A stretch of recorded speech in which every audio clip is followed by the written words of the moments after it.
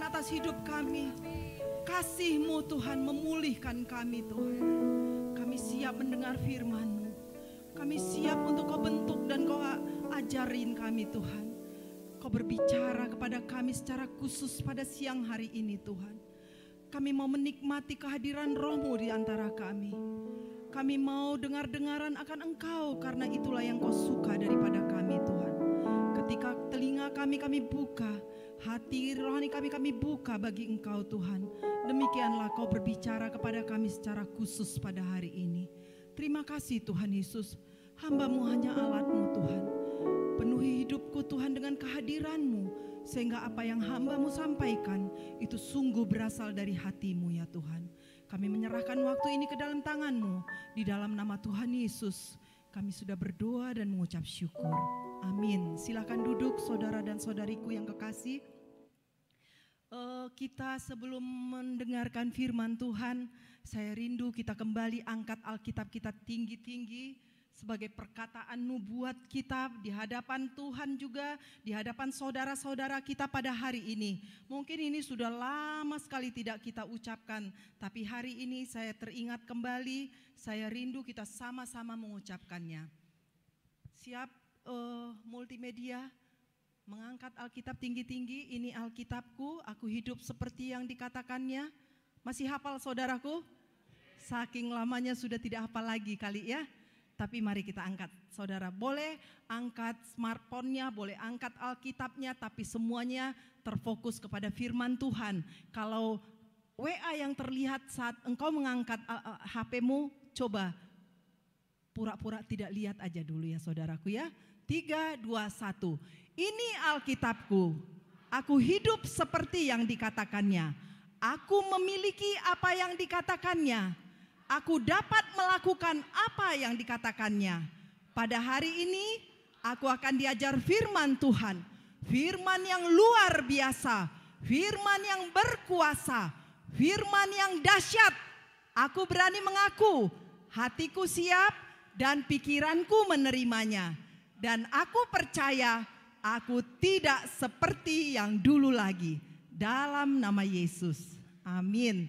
Saya pikir tadi semua hafal sekali ya. Padahal di ini TV yang ini nggak kelihatan, nggak ada kata-kata itu. Ternyata ada ya. Makanya kok hebat sekali jemaat Tuhan ini. Begitu hafalnya, fasih. Tidak ada yang salah kelihatannya dari gerak mulutnya gitu ya. Tapi puji Tuhan saudaraku ya. Kalau kita berkata demikian, seperti perkataan nubuat, kita berkata kepada diri kita, aku memiliki apa yang dimilikinya. Dikatakannya, aku dapat melakukan apa yang dikatakannya. Itu adalah perkataan iman saudaraku, amin. Puji Tuhan saudaraku. Mari kita sama-sama membuka firman Tuhan pada hari ini. Mungkin satu cerita atau satu kebenaran yang mungkin sudah sering sekali kita dengar saudaraku. Tentang tulang-tulang kering yang dihidupkan kembali yang terdapat di dalam Yehezkiel 37 ayat 1 sampai 14. Mungkin panjang ayat kita pada hari ini, tapi percayalah firman ini sangat dahsyat saudaraku sesungguhnya. Kalau kita semakin dibukakan akan pengertian firman ini, saya percaya kalau kita menghidupinya, kita mengerti bagaimana kehidupan yang sesungguhnya yang diberikan oleh Roh Kudus kepada kita. Itu akan memampukan kita hidup di tengah-tengah dunia ini dengan memegang kebenarannya. Mari kita sama-sama membaca Yehezkiel 37 ayat 1 sampai ayat 14. Saya membacakan yang ganjil, saudara boleh membacakan ayat yang genapnya ya.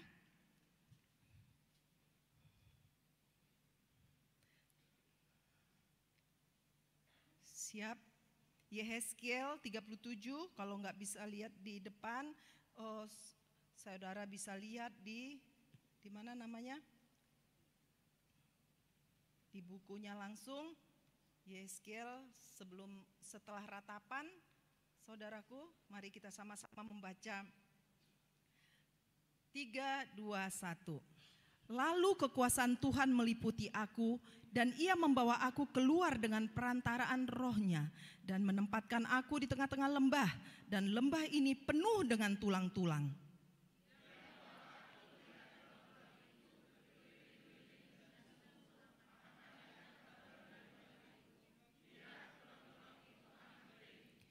Lalu ia berfirman kepadaku, hai anak manusia, dapatkah tulang-tulang ini dihidupkan kembali? Aku menjawab, ya Tuhan Allah, Engkaulah yang mengetahui.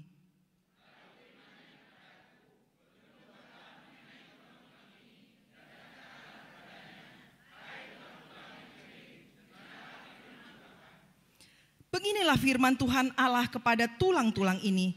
Aku memberi nafas hidup di dalamnya supaya kamu hidup kembali.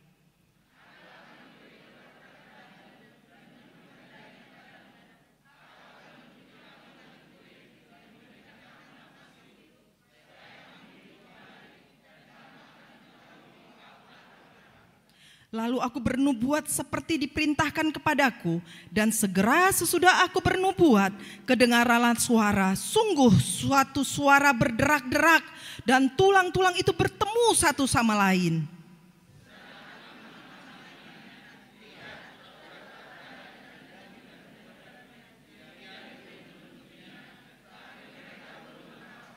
Maka firman-Nya kepadaku, bernubuatlah kepada napas hidup itu, bernubuatlah, hai anak manusia, dan katakanlah kepada napas hidup itu, beginilah firman Tuhan Allah, hai napas hidup, datanglah dari keempat penjuru angin, dan berembuslah ke dalam orang-orang yang terbunuh ini, supaya mereka hidup kembali.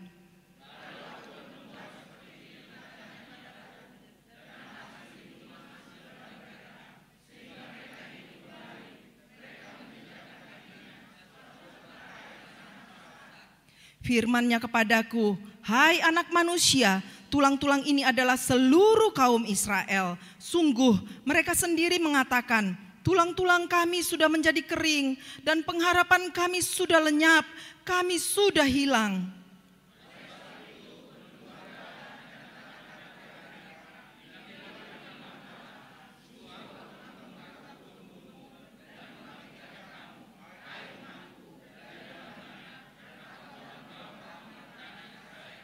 Dan kamu akan mengetahui bahwa akulah Tuhan pada saat aku membuka kubur-kuburmu dan membangkitkan kamu, hai umatku, dari dalamnya.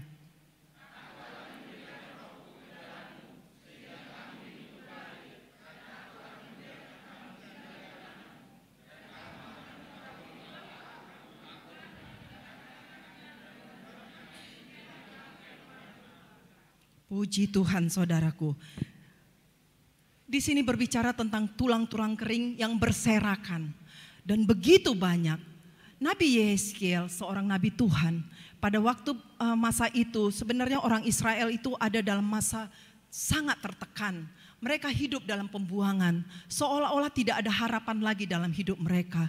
Mereka merasa ditinggalkan oleh Tuhan dan mereka kecewa terhadap Tuhan. Mereka terpecah belah. Pada saat itu mereka seperti tidak mempunyai harapan lagi, saudaraku. Dan saat itu Yehezkiel dibawa oleh Tuhan melihat suatu penglihatan yang kalau mungkin kita pribadi mengalaminya, mungkin kita merinding juga, gemetar. Jangankan begitu, melihat satu tengkorak aja kita mungkin bisa merinding ya saudaraku ya. Saya bisa membayangkan bagaimana banyaknya tulang-tulang kering itu yang berserakan pada waktu Yehezkiel melihat itu, saudara. Saya pernah pergi ke Kamboja. Saudara kalau mau ikut tur, pergilah sekali-sekali ke Kamboja ya. Untuk apa? Melihat satu ladang pembantaian yang bernama Killing Field ya saudaraku ya. Pada waktu itu lembah itu, ladang itu ditemukan pada saat tentara Vietnam bisa menguasai Khmer Merah, yaitu komunis pada saat itu yang dipimpin oleh Pol Pot yang bernama Pol Pot. Jadi ternyata saudaraku ada 3 juta orang Kamboja dibunuh dan mereka itu hampir berapa persen ya, kalau nggak salah itu 25% penduduk Kamboja itu dimatikan saudaraku, dibunuh oleh Pol Pot pada saat itu. Karena apa? Dia ingin menghabiskan satu generasi pada saat itu untuk mudah menguasai negara Kamboja ini saudara. Jadi ketika saya datang ke sana, ada namanya Camp 21. Nah di situ itu ternyata tempat pembantaian. Jadi mereka disiksa dulu. Yang dibawa ke situ siapa? Para dokter, para guru, para orang-orang pintar. Karena apa? Dia nggak mau orang-orang pintar ini nanti menguasai daerah itu. Dan sehingga Khmer Merah itu, komunis itu bisa kalah di sana. Sehingga dimatikannya begitu. Orang-orang ilmuwan, dosen-dosen, orang-orang kaya, orang-orang berpengaruh. Itulah yang dia bunuh, saudaraku. Ada 3 juta orang kurang lebih saat itu terbunuh. Nah ketika saya datang ke sana, itu begitu merinding, saudara. Merinding, dan kita benar-benar seperti mencekam. Seperti ada masih aura pembunuhan itu terjadi, yang pernah terjadi di sana. Kemudian saudara, apa yang terjadi? Setelah mereka disiksa di sini, aduh siksaannya semua ada, saudaraku. Kalau saudara lihat bentuk penyiksaannya, barang-barangnya itu masih ada karena itu menjadi sebuah museum. Jadi Pol Pot membuat itu, sebenarnya itu sebuah sekolah, tapi akhirnya itu dibuat tempat penyiksaan pada saat itu. Dan di situ pun sudah banyak tengkorak-tengkorak manusia, saudara. Nah ketika itu kami pergi lagi ke daerah itu ya, daerah di selatan menuju Phnom Penh, daerah Kamboja itu, dia namanya desa Cheng Ek itu. Nah di situ saudara, percaya enggak? Di situ berserakan tulang-tulang, tapi sudah dikumpulkan karena itu akhirnya dijadikan seperti tempat wisata ya gitu, peringatan akan pernah satu kejadian tahun 75 sampai 1975 sampai 1979, pembantaian besar-besaran akan rakyat Kamboja itu terjadi, saudaraku. Dan ketika kita di sana kita bisa melihat bagaimana tulang-tulang itu sudah patah-patah, sudah kepala dengan kaki dengan tengkorak, maksudnya tengkorak dengan tulang-tulang rusuk, tulang-tulang semua berserakan, saudaraku. Dikumpulkan seperti sebuah tempat yang sangat besar, saudaraku. Dan saya begitu merinding melihat keadaan ini. Nah ketika saya membayangkan, saudara, tulang-tulang kering yang ada di kitab Yehezkiel ini, saudara, saya bisa membayangkan satu tulang-tulang yang kering, yang rapuh, yang mungkin tidak ada lagi memang kehidupan di sana. Karena akhirnya yang ada hanya suasana mencekam dan tidak ada harapan seolah-olah. Ketika kita melihat ke daerah yang saya katakan tadi, saudaraku, itu begitu mencekam, saudaraku. Tidak ada, tulang kita ini seperti remuk rasanya. Tulang kita ini lemas, lutut kita lemas rasanya. Nah begitulah saya percaya pada saat Nabi Yehezkiel dibawa oleh Roh Tuhan kepada suatu lembah, saudaraku, dan di situ begitu banyak, bukankah firman Tuhan katakan begitu banyak tulang-tulang kering yang berserakan, saudaraku. Dan dia begitu terenyuh, dia tidak bisa berkata apa-apa, tapi Tuhan berkata kepada dia. Di ayat 1 dikatakan ketika penglihatan itu terjadi, ketika dia ditempatkan di lembah itu, ayat 2-nya katakan, saudaraku, setelah dia berkeliling-keliling, dia melihat tulang-tulang yang bertaburan yang sangat banyak itu sudah amat kering. Kemudian ayat 3-nya dikatakan, lalu ia berfirman kepadaku, hai anak manusia, dapatkah tulang-tulang ini dihidupkan kembali? Aku menjawab, Yehezkiel katakan, ya Tuhan Allah, Engkaulah yang mengetahuinya. Sebenarnya Tuhan tahu nggak jawabannya sebenarnya? Tahu. Kalau Tuhan bertanya, nggak selalu harus kita menjawab, saudaraku, dengan cara, bukan karena dia nggak tahu jawabannya, tapi dia sering sedang menguji hati kita, saudaraku. Dan dia melihat, dia berkata, Yehezkiel dengan diplomasi menjawab, ya Tuhan, Engkaulah yang mengetahuinya. Karena apa? Nabi Yehezkiel pun hidup di dalam tekanan pada saat itu, saudaraku. Dia juga hidup di dalam tekanan. Dia hidup mengalami bagaimana bangsa Israel mengalami satu keadaan yang sangat-sangat menyedihkan, saudaraku. terhilang dari silsilah seolah-olah. Mereka dibinasakan, mereka masuk dalam kerajaan Babel yang menyiksa mereka, yang membunuh mereka. Sehingga bisa saja sebenarnya Yeremia berkata, oh Tuhan pasti kau bisa Tuhan. Tapi dia katakan, ya Tuhan Allah, Engkaulah yang mengetahuinya. Dikatakan Israel, inilah gambaran orang Israel pada saat itu saudaraku. Yehezkiel mewakili itu. Dia dalam kondisi tertekan.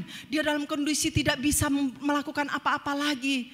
Dia tidak tahu lagi. Dia sudah sudah lelah, sudah capek. Dan ini adalah gambaran Israel rohani adalah kita saudaraku. Kita mungkin sudah berada di dalam keadaan itu. Kita capek, kita lelah. Kita mungkin masih ibadah. Kita mungkin masih melayani, kita mungkin masih berdoa, kita mungkin masih mengunjungi orang sakit, kita mungkin masih kelihatan wajahnya ketawa, tapi sesungguhnya saudaraku, gereja Tuhan pada akhir zaman ini begitu banyak dilanda dengan tulang-tulang yang kering ini saudaraku. Begitu banyak keadaan itu di tengah-tengah gereja Tuhan saat ini. Kita seolah-olah saudaraku, kita seolah-olah kuat. Kita seperti masih bisa berdiri, masih bisa memandang orang lain. Dalam hal apa saja saya kering, saya baik-baik aja kok. Mungkin kita bisa berkata begitu. Tapi ini satu gambaran. Kita bisa kering dalam hal rohani kita saudara. Itu tadi saya katakan bisa terjadi. Kita rajin datang ibadah. Bahkan kita duduk di paling depan. Atau di paling belakang. Tidak ada yang tahu kita pikir hati kita. Tapi Tuhan tahu saudaraku. Dia tahu mungkin kita rajin ikut doa. Kita ikut seminar-seminar. Kita mengalami satu keadaan di mana kita ada di sana. Tapi tetap kita mengalami kekeringan rohani. Ke gereja nggak merasa apa-apa lagi. Nggak merasa lawatan apapun. Orang lain dilawat, dia merasa, nggak ada tuh.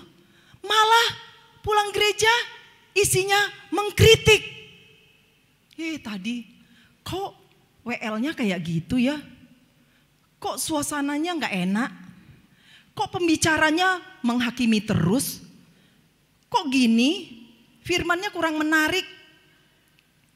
Saudaraku, inilah dia namanya kita kering secara rohani saudara.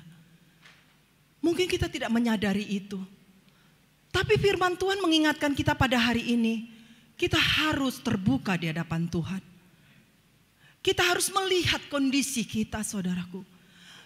Jangan-jangan kita seolah-olah eksis. Tapi sesungguhnya kita tidak lagi memiliki hubungan yang akrab dengan Tuhan. Kita mengkritik. Kita hanya menilai-nilai. Bahkan mungkin saat ibadah. Orang saat menyembah Tuhan dia melike Instagram kawannya.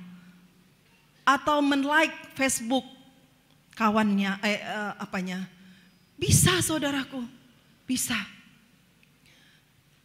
Resesi secara rohani. Tidak lagi merasakan kehadiran Tuhan di dalam hidupnya. Tidak lagi merasakan jamahan Tuhan. Tidak lagi merasakan kuasa Tuhan, kehadiran Tuhan. Tapi tubuhnya ada, dia ada. Terus kita katakan dalam hal apa lagi bisa kering? Di dalam hal kasih saudaraku. Kasih terhadap sesama.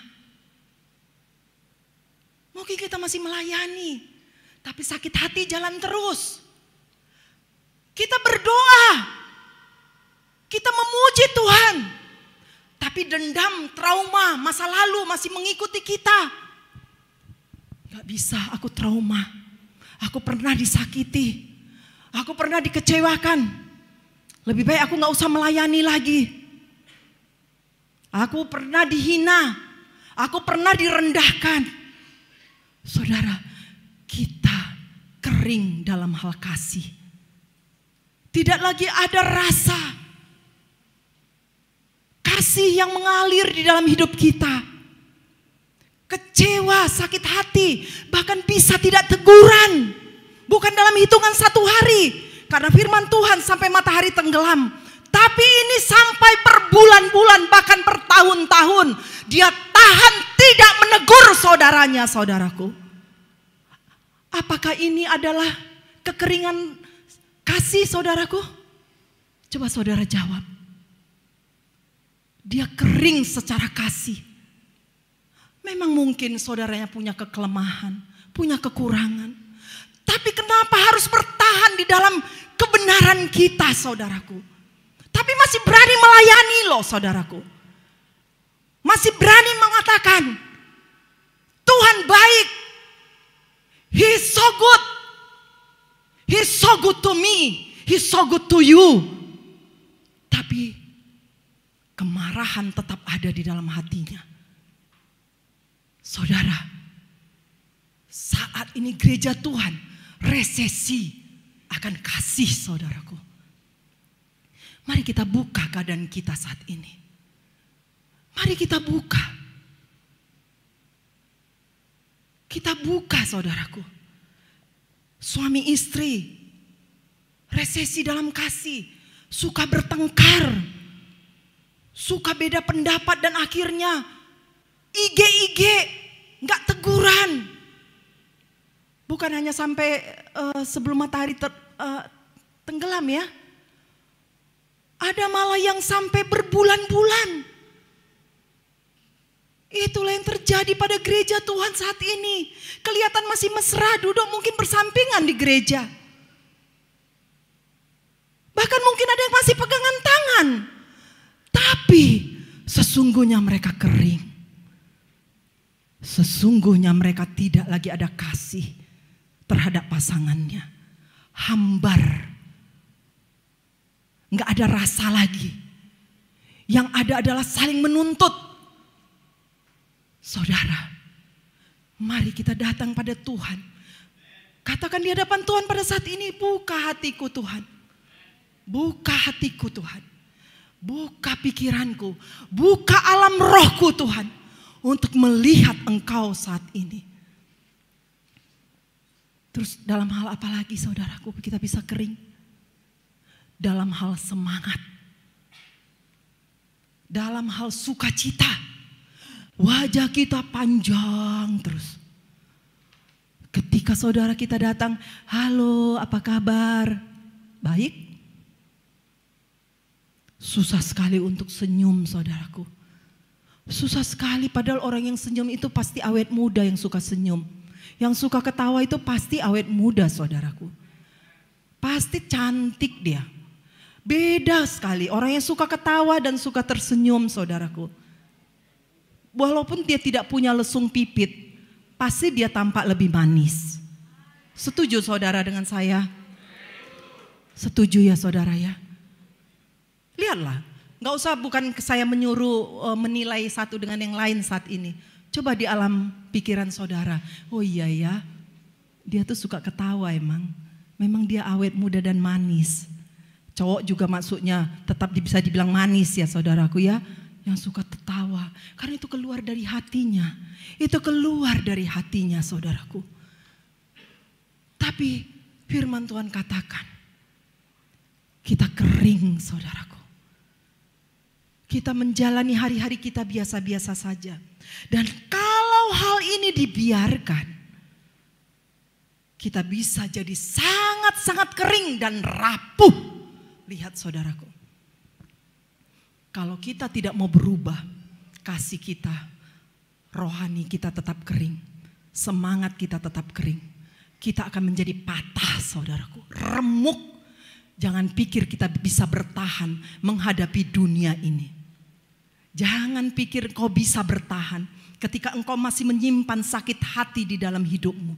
Ketika engkau masih dendam, trauma akan keadaan yang menimpa dirimu. Trauma akan perlakuan saudaramu. Jangan pikir kau bisa bertahan. Kau akan remuk, saudaraku. Seperti tulang-tulang yang kering itu. Saudara tahu tulang-tulang yang kering itu dia rapuh. Tanya dokter Flora sebagai dokter. Kalau dia memegang tulang yang sangat kering, tulang itu akan mudah dipatahkan. Betul Bu Flora? Betul kan? Kalau sudah sangat kering, mudah patah. Tulang-tulang yang kering, kalau sudah sangat rapuh, dia akan mudah patah. Jadi jangan kita merasa hebat. Gereja Tuhan harus berubah, saudaraku. Kita sekarang mau menggalakkan pemuritan. Mari berubah, diubahkan dan mengubahkan. Tapi kalau masih ada sakit hati di dalam hidupmu yang kau pelihara, benci kepada saudaramu, tidak bersapa, tidak tutur sapanya, tidak ada keramahan, saudaraku, kau tidak akan bisa bertahan menghadapi dunia ini. Mungkin kau minggu depan sudah ditelanjangi oleh si iblis. Bukan saya katakan telanjang ini ya, ditelanjangi artinya dikerjain engkau sama si iblis. Saudara, lihat. Itulah penglihatan itu. Dapatkah tulang-tulang ini dihidupkan? Itulah kondisinya ya saudaraku. Ya Tuhan Allah, engkaulah yang mengetahuinya. Kemudian saudaraku. Ayat 4 katakan apa? Lalu firman-Nya kepadaku. Bernubuatlah mengenai tulang-tulang ini dan katakanlah kepadanya. Hai tulang-tulang yang kering, dengarlah firman Tuhan. Tuhan suruh. Bukan Tuhan yang mengatakannya. Tapi dia suruh manusia itu, Yehezkiel, yang bernubuat kepada tulang-tulang itu. Jangan kita bilang, Tuhan, rubahkan dia Tuhan. Tuhan, buat keadaan berubah. Tidak, itu harus datang dari dirimu. Ketika engkau memutuskan kau sakit hati, kau akan sakit hati. Tapi ketika kau bernubuat dan katakan kepada sakit hati, hai sakit hati, kau tidak berkuasa lagi atas hidupku. Aku mengasihi orang itu. Aku mengasihi ya kalau misalnya benci dengan Kak Elisa, ibu pastor. Saudara bilang, hai sakit hati, aku berkata kepadamu hari ini. Aku mengusir sakit hati dari hatiku. Aku memutuskan untuk aku mengasihi Kak Elisa, mengasihi ibu pastor. Saudara, itu keluar dari mulut kita. Jangan minta Tuhan yang ubahkan dia. Tapi Tuhan katakan, ayat 4, ayat 5-nya kemudian lanjut. Beginilah firman Tuhan Allah kepada tulang-tulang itu. Aku memberi nafas hidup di dalamnya supaya kamu hidup kembali. Ayat 6. Aku akan memberi urat-urat padamu dan menumbuhkan daging padamu. Aku akan menutupi kamu dengan kulit dan memberikan kamu nafas hidup supaya kamu hidup kembali dan kamu akan mengetahui bahwa akulah Tuhan. Kemudian apa yang dilakukan? Ayat 7. Lalu aku bernubuat seperti diperintahkan kepadaku. Dan segera sesudah aku bernubuat, kedengaranlah suara, sungguh suatu suara yang berderak-derak dan tulang-tulang itu bertemu satu sama lain. Adakah perubahan ketika Tuhan, adakah perubahan yang terjadi pada tulang-tulang itu ketika Tuhan berfirman saat itu? Adakah? Tidak ada. Tapi ketika Yehezkiel disuruh mengatakan itu, apa yang terjadi? Kemudian bersatulah tulang-tulang kering itu. Kepala semua bersatu dan menjadi bentuk manusia. Bukan manusia yang menyeramkan, manusia yang baru. Saudara, itu ada di dalam mulut kita. Kalau kita katakan aku malas, kau akan malas. Tapi kalau kau katakan, aku diberkati, aku tidak mau sakit hati, aku mengasihi ibu pastor, aku mengasihi ibu posma. Oh, saudara, itulah yang akan terjadi di dalam hatimu. Iman tidak diperlukan. Lihat ya saudaraku ya, ada satu kata-kata yang bagus sekali. Iman itu katanya ya, tidak diperlukan ketika, ada saya catat kemarin, agak grogi saya kali ya, jadi saya agak lupa.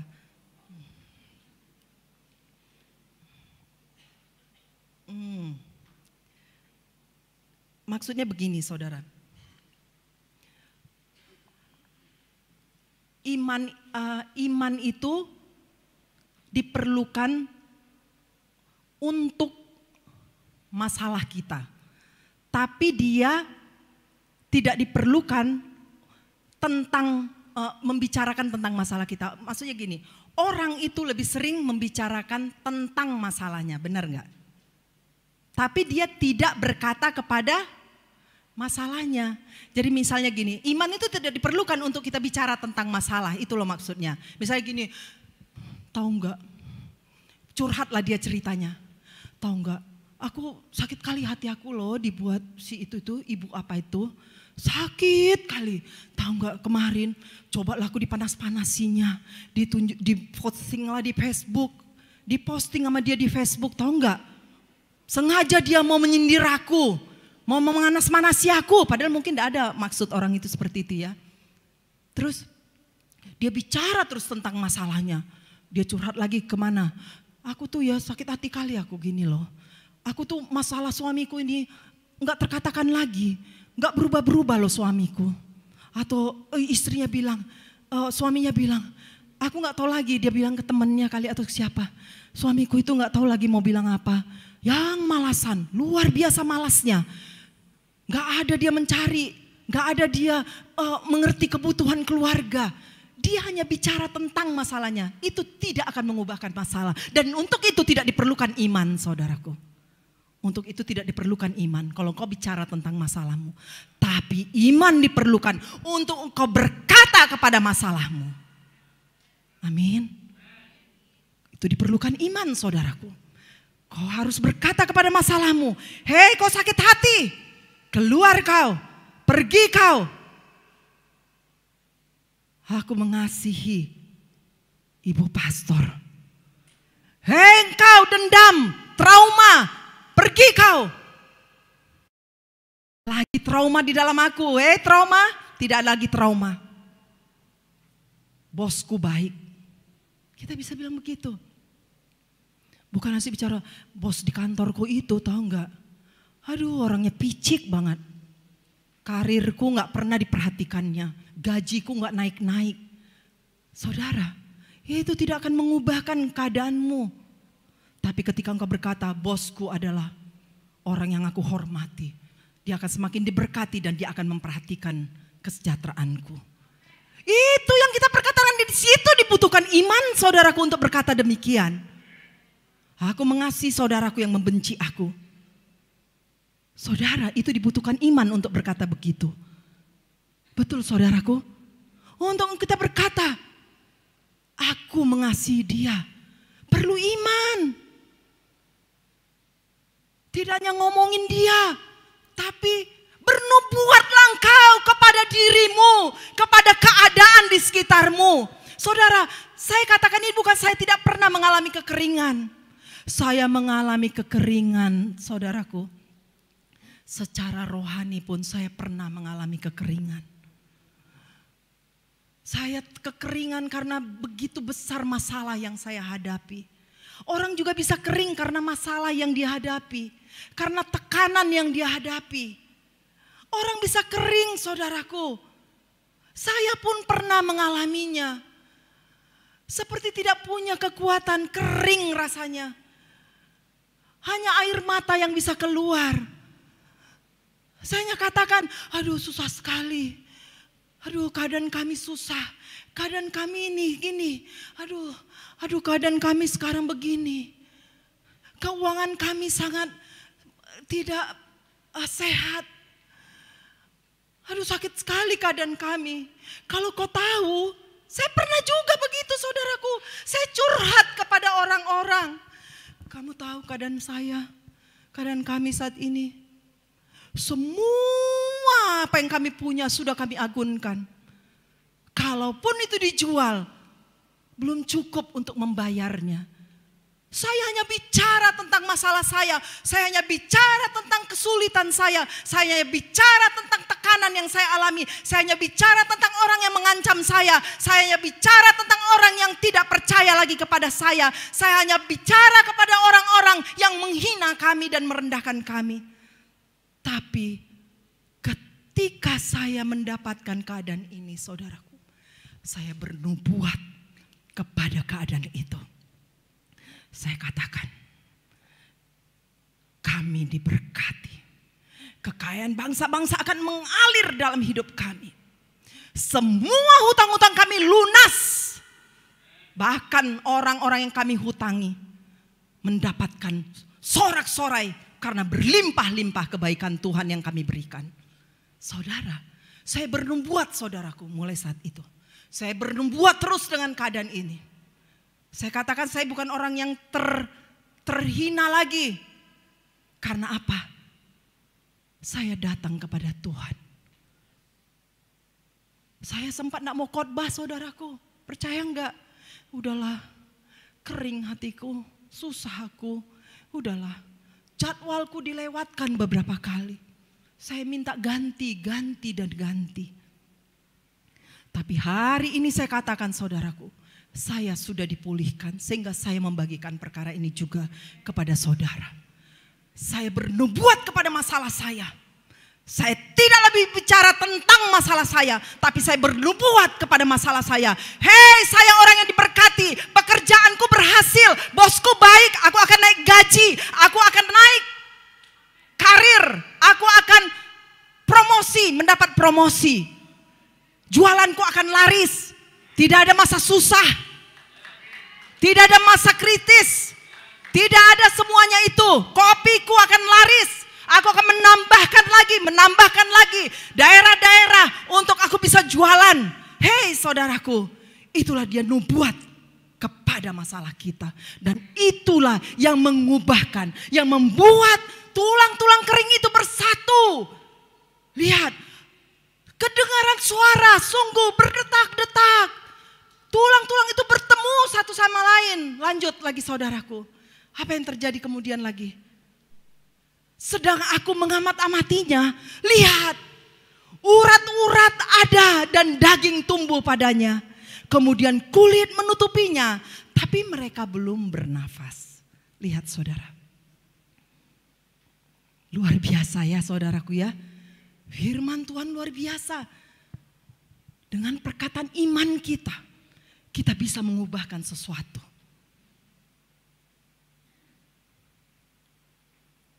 Yeskiel bernubuat kepada tulang-tulang itu. Dan itu terjadi. Itu terjadi saudaraku.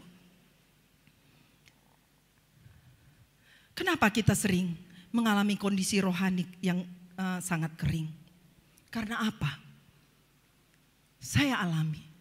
Karena saya mencoba menjauh dari Tuhan. Saya membuat jarak dengan Tuhan. Tidak lagi keintiman dengan Tuhan. Terlalu sibuk memikirkan masalah saya. Terlalu sibuk memikirkan tentang keadaan saya. Terlalu sibuk mengasihani kondisi diri saya. Saya menjaga jarak dengan Tuhan. Sehingga ketika saya membaca firman Tuhan, sepertinya hambar. Sepertinya tidak punya jawaban. Sepertinya tidak membuat suatu gairah di dalam hidup saya. Karena saya menjauh, menjaga jarak dengan dia. Saudara, itulah keadaan saya saudaraku pada waktu itu. Saya menjaga jarak dengan dia. Saya mencoba memindahkan jadwal-jadwal pelayanan saya. Saya mencoba bersembunyi dengan alasan rohani mau berdua dengan Tuhan. Padahal ketika saya berdua dengan Tuhan, yang keluar hanya rasa menyesali, rasa mengasihani diri sendiri, rasa kecewa. Begini lamanya Tuhan Kau menjawab doa kami. Apa yang tidak kami berikan kepada Tuhan. Saya mulai membela diri. Merasa saya lebih kenal akan diri saya dan keluarga saya. Lihatlah Tuhan, anak-anak kami pun semua kecewa Tuhan. Menanti-nantikan jawaban Tuhan dan tidak kunjung datang. Saudara, saya menjaga jarak dengan dia. Itu membuat saya kering, saudaraku. Kondisi rohani saya sangat letih. Diletihkan oleh tuntutan-tuntutan hidup. Diletihkan oleh orang-orang yang menelepon. Kapan? Kapan ini? Janjinya kapan? Saudara, letih saya, saudaraku. Sangat letih keadaan saya. Saudara, kemudian saya merasakan, saya meninggalkan kasih yang mula-mula itu. Mari kita sama-sama, apa itu kasih yang mula-mula? Bagaimana keadaan saya? Mungkin saudara melihat saya mungkin masih eksis, masih melayani, mengatakan shalom. Saudara, apa kabar? Udah ya, kamu kuat ya, kamu ini ya. Itulah saya, saudaraku. Saya meninggalkan kasih yang mula-mula. Tidak lagi berkobar-kobar kasih saya kepada Tuhan. Tidak lagi saya begitu masuk dalam hadirat Tuhan, biasanya saya langsung bisa. Biasanya tuh kalau saya masuk dalam ruang doa, saya langsung mendapatkan pewahyuan. Ada begitu banyak lagu yang saya ciptakan, saudaraku. Ketika saya merasa begitu intim dengan Tuhan. Tapi saat ini satu lagu pun tidak bisa muncul, saudaraku. Ketika saya mengalami keadaan ini, saya letih, saudaraku. Dulu saya dengan mudah keluar kata-kata lagu saya. Ada ciptaan saya yang sering dinyanyikan. Kau Bapa, gimana? Coba siapa yang sore? Kau Bapa yang baik, Kau Bapa yang baik. Yosi paling bagus tuh menyanyikannya. Coba sini dulu Yos, nyanyikan dulu dek. Iya, saya mau katakan, inilah bedanya saudaraku. Sekarang saya disuruh menciptakan lagu gak keluar satu kata pun saudara. Coba silakan Yos, nyanyikan dulu lagu ini. Gak apa-apa ya saudaraku ya. Saya mau mengatakan saudaraku, kekeringan rohani itu ada saudara. Dan itu saya alami,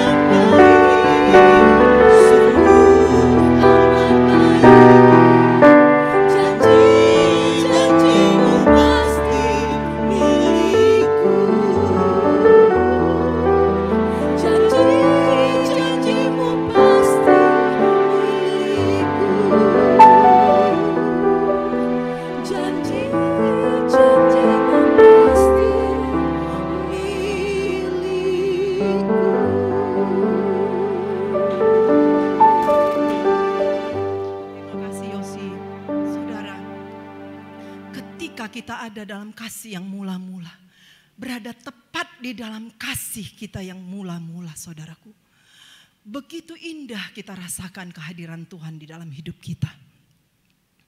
Tapi ketika kita meninggalkan kasih yang mula-mula itu, apa arti kasih yang mula-mula itu, saudaraku? Firman Tuhan jelas di sini dikatakan dalam Wahyu 2 ayat 1 dan seterusnya, saudara. Kita gak apa-apa membaca firman Tuhan agak panjang-panjang, saudaraku. Semoga saudaraku bisa merasakan hadiran Tuhan pada hari ini. Ketika Wahyu 2 bicara tentang perkataan Tuhan kepada jemaat di Efesus, saudaraku. Ini adalah seorang yang melayani. Itulah keadaan saya, saudara. Seorang melayani, inilah firman dia, saya bacakan. Inilah firman dari dia yang memegang ketujuh bintang itu di tangan kanannya dan berjalan di antara ketujuh kaki dian emas itu. Aku tahu segala pekerjaanmu, baik jeripayamu maupun ketekunanmu. Aku tahu bahwa engkau tidak dapat sabar terhadap orang-orang jahat. Bahwa engkau telah mencobai mereka yang menyebut dirinya rasul. Tapi yang sebenarnya tidak demikian, bahwa engkau telah mendapati mereka pendusta. Dan engkau tetap sabar dan menderita oleh karena namaku. Engkau tidak mengenal lelah. Namun demikian, aku mencela engkau. Karena engkau telah meninggalkan kasihmu yang semula. Saudara, seringkali saya merasa, saya melayani, saya masih benci kejahatan. Saya rajin. Saya gak menunjukkan satu kemunduran. Saya masih eksis kelihatannya ada di gereja. Saya masih ketawa. Saya masih memberikan senyum dan rangkulan kepada jemaat Tuhan. Tapi saudaraku, Tuhan katakan, aku mencela engkau karena engkau telah meninggalkan kasihmu yang semula. Di mana saya datang kepada Tuhan, setiap saya datang kepada Tuhan dia berbicara kepadaku. Setiap saya datang pada Tuhan, dia memberikan nubuat-nubuat melalui mulutku. Setiap saya datang ke hadirat Tuhan, dia memberikan jawaban-jawaban dalam kehidupanku. Tapi ketika saya meninggalkan kasih yang mula-mula itu, saya merasa biasa-biasa saja. Saudara, ini firman Tuhan. Saya mengalaminya, saudaraku. Bagaimana dengan saudara? Mungkin kita masih kelihatan eksis, kita melayani, tapi hati kita penuh kepahitan. Saudara, orang yang kepahitan, ketika dia berbicara, itu akan mentransfer roh kepahitan. Itulah ciri kepahitan. Hati-hati, saudaraku.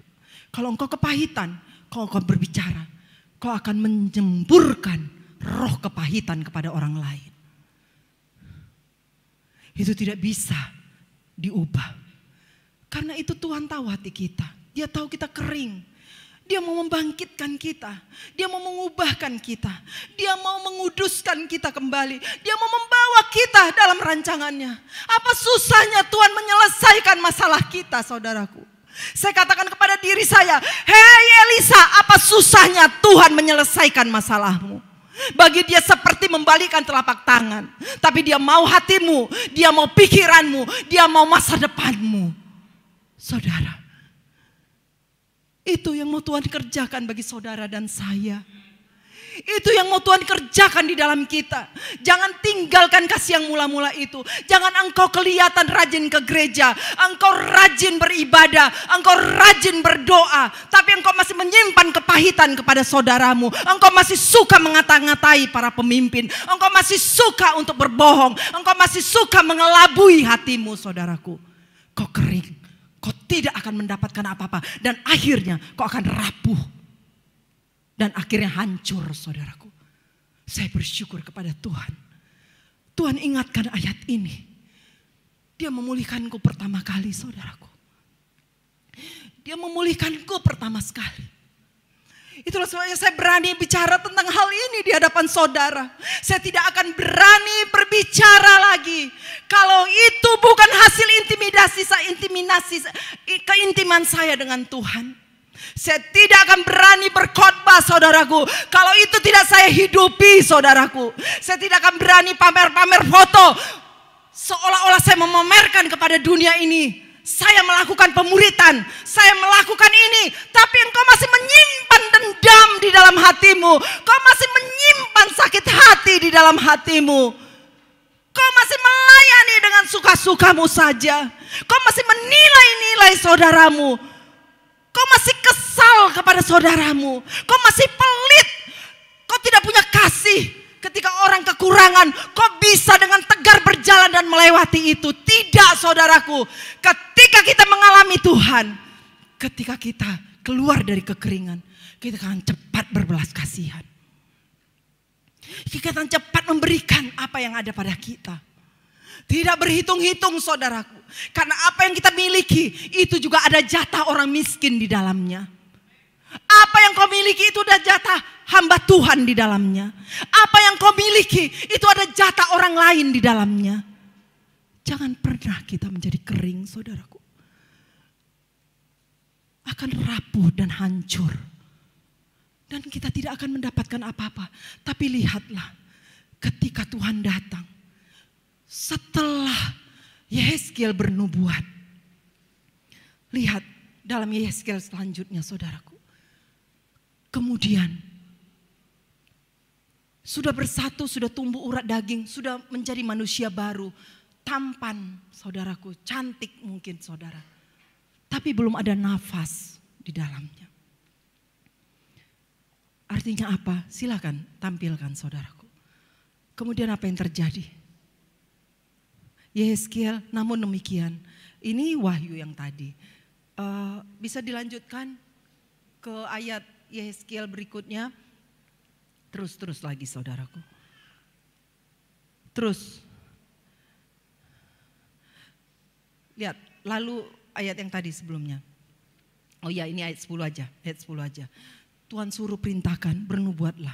Lalu aku bernubuat seperti diperintahkannya kepadamu. Dan nafas hidup itu masuk ke dalam mereka. Sehingga mereka hidup kembali. Mereka menjejakkan kakinya suatu tentara yang sangat besar. Saudara, dia bernubuat supaya roh itu masuk ke dalam tulang-tulang yang sudah berbentuk tadi, saudaraku. Dan akhirnya dia hidup. Menjadi suatu tentara yang besar. Lihat, saudaraku, kalau kita dipulihkan, kita akan menjadi gagah perkasa, saudaraku. Amin. Orang yang dipulihkan, dia pasti akan memenangkan negeri, saudara. Saya bernubuat kepada diri saya, ketika saya pulih dari masalah ekonomi, saya akan memberkati banyak bangsa, saudaraku. Itu kebenarannya. Ketika saya pulih. Itu bukan kesombongan. Tapi apa? Karena saya dipenuhi oleh rohnya Tuhan. Itu yang membuat saya mampu untuk melakukan kebaikan demi kebaikan di depan ini. Kalau bukan karena roh Tuhan yang hidup di dalam kita, saudaraku, saya tanya, kau hanya punya uang 2 juta. Tapi kalau kau disuruh mempersembahkan 1.900.000, mau gak engkau, saudaraku? Siapa yang mau? Angkat tangannya di tempat ini. Mohon aku saudara jujur. Kita hanya punya uang 2 juta. Tapi Tuhan bilang persembahkan 1.900.000. Siapa yang mau? Puji Tuhan. Hanya 2 orang. Oh, 3 orang. Puji Tuhan. 4 orang. Mari kita bangkit, saudaraku. 4 orang ini ketika betul-betul itu terjadi, saudaraku. Lihatlah, kau menjadi suatu pahlawan yang gagah perkasa. Kau akan memberkati bukan hanya 1,9 juta. Tapi kau akan memberkati bangsa-bangsa, saudaraku. Itulah kebenarannya, saudara. Itu kebenarannya. Mari kita berubah, saudaraku. Mari kita sama-sama berubah. Sadari dirimu. Jangan bilang firman itu untuk dia itu. Cocok kali lah itu untuk dia. Cocok kali itu untuk si ini ya. Bro. Atau untuk geng. Atau untuk guys. Hey guys, cocok kali itu untuk Pak itu, untuk Ibu itu. Tidak saudaraku. Firman itu untuk saya dan saudara. Mari kita berubah saudaraku. Kalau engkau ada sakit hati pada saudaramu, datangi dia, rangkul dia, katakan selesai sudah masalah kita. Kita mau melayani Tuhan bersama-sama. Kalau ada yang sombong, datangi dia. Aku menganggap engkau sombong selama ini, tapi aku bernubuat sekarang akan keadaan itu. Kau tidak sombong, kau baik. Kau sangat baik. Aku sayang padamu, aku mengasihi engkau. Saudara, ketika itu terjadi pada kita semua gereja Tuhan, satu barisan tentara yang kuat, yang ditaruhkan roh Tuhan kepadanya, diberikan Roh Kudus kepada kita. Kita menjadi prajurit-prajurit Tuhan yang luar biasa. Amin saudaraku. Menjadi prajurit Tuhan yang luar biasa, yang tidak terkalahkan. Satu pasukan besar yang kuat.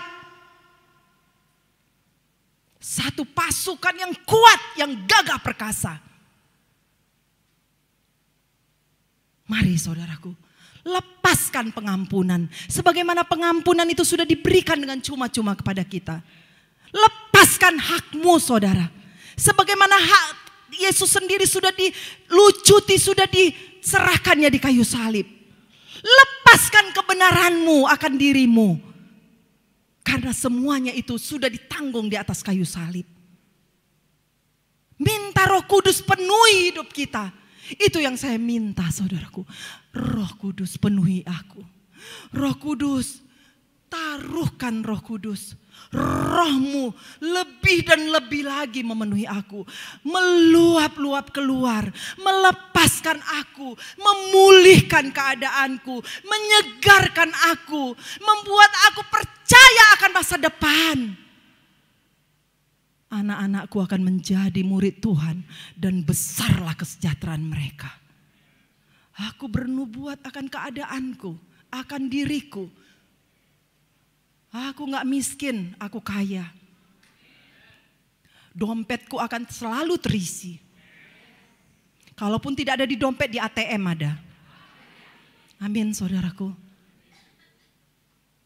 Kalaupun di ATM gak bisa diambil, di deposito ada. Amin saudaraku. Belajar terus memberi. Belajar terus lapang hati. Jangan hanya mengkritik. Kalau engkau sudah dengar baik-baik ini. Ciri-ciri orang yang kering. Dia suka mengkritik. Jadi kalau udah mulai dengar-dengar, adalah mengkritik aja. Berubahlah Pak. Mari Pak. Bernubuat engkau akan dirimu Pak. Jangan asik mengkritik aja. Kau akan jadi kering dan rapuh. Habis. Enggak ada sisa. Seperti mayat tulang yang dibakar, tahu kan? Itu halus sekali kan hasilnya. Jangan pikir itu masih kasar-kasar, halus. Begitulah orang yang kering saudaraku. Habis, lenyap. Ketika disebarkan gak kelihatan lagi. Saudara, saudara dan saya adalah yang dikatakan Tuhan. Khusus di hati Tuhan. Amin. Saya bahagia sekali kalau mengingat perkataan Tuhan ini saudaraku. Dia katakan jemaat ini khusus di hati Tuhan. Ya silakanlah, ada yang datang ke sini ya dia jadi jemaat yang khusus. Ada yang keluar ya dia jadi gak khusus lagi, gitu aja. Gak usah susah-susah. Betul kan? Tapi lah sombong kali gereja itu. Emang hanya GKKD yang khusus? Lah itu kan kata Tuhan nama kita, ya terserah Tuhan. Di sana mungkin Tuhan bilang, engkau cantik bagiku, engkau baik bagiku. Ya bisa aja. Ya pegang aja itu, katakan itu kata nubuat. Aku khusus di hati Tuhan. Kami jemaat yang khusus di hati Tuhan. Katakan sekali lagi, kami jemaat yang khusus di hati Tuhan. Katakan, jangan malu mengatakan itu. Kayak sombong kali lah kita ya. Alah, gereja lain pun khususnya di hati Tuhan. Itu kan kata Tuhan untuk ini, untuk kita. Ya kita katakan, kita gak mau sombong. Amin saudaraku. Mari kita datang pada Tuhan saudaraku. Lepaskanlah dirimu. Keluarlah dari kuburanmu saudara. Keluarlah dari keadaanmu. Pulihkanlah hidupmu dengan perkataan nubuat kepada dirimu saudaraku. Berbicaralah akan masalahmu. Berbicaralah kepada masalahmu, bukan tentang masalahmu. Amin saudaraku. Berbicara kepada masalahmu. Hei engkau warung, kau selalu sepi, tapi hari ini kau rame dikunjungin orang. Amin saudaraku. Akan datang dari belanja ke tokoku, dari Palas, dari Panam, dari Tenayan Raya, dari Kulim, dari Duri. Itu bisa kita katakan saudaraku. Hei aku yang jualan makanan, babi panggang, apalagi ayam panggang. Aku jualan nasi nombor. Semua akan laris manis. Akan datang orang-orang memesan kepadaku. Berlimpah-limpah dengan kebaikan Tuhan dan pesanan-pesanan yang baru. Datang pembeli dari Panam, dari Palas, dari Kulim. Sebutkan apa maumu saudaraku. Itulah perkataan nubuat yang kita imani saudaraku. Amin. Mari kita datang pada Tuhan, lembutkan hatimu. Sadari, gak ada yang tahu keadaanmu saudaraku, hanya Tuhan yang tahu. Dan kalau kau memang merasakan kekeringan itu dari salah satu yang saya sebutkan tadi, datang sama Tuhan. Tuhan, aku mau diubahkan Tuhan. Sebagaimana Tuhan bisa mengubahkan saya saudaraku, saya juga percaya Roh Kudus yang sama yang kita miliki, Dia bisa mengubahkan kita. Mari saudaraku kita datang pada Tuhan.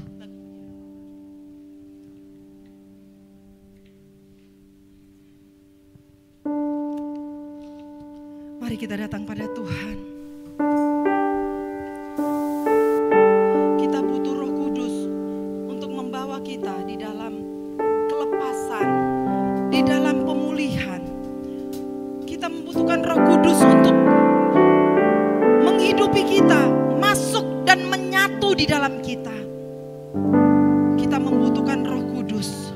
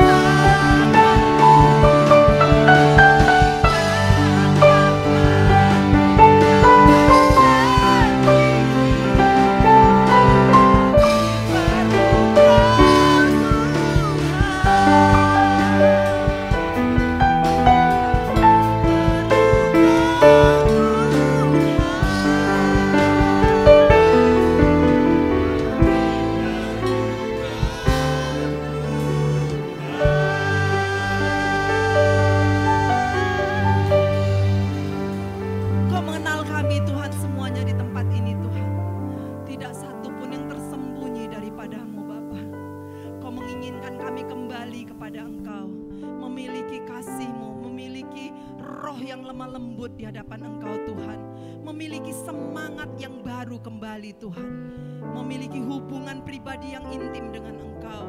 Tuhan, kami dipulihkan Tuhan oleh karena kehadiran roh-Mu di dalam kami. Bapa hamba berdoa pada hari ini untuk seluruh jemaat-Mu ini Tuhan, pulihkan kami seluruhnya Tuhan.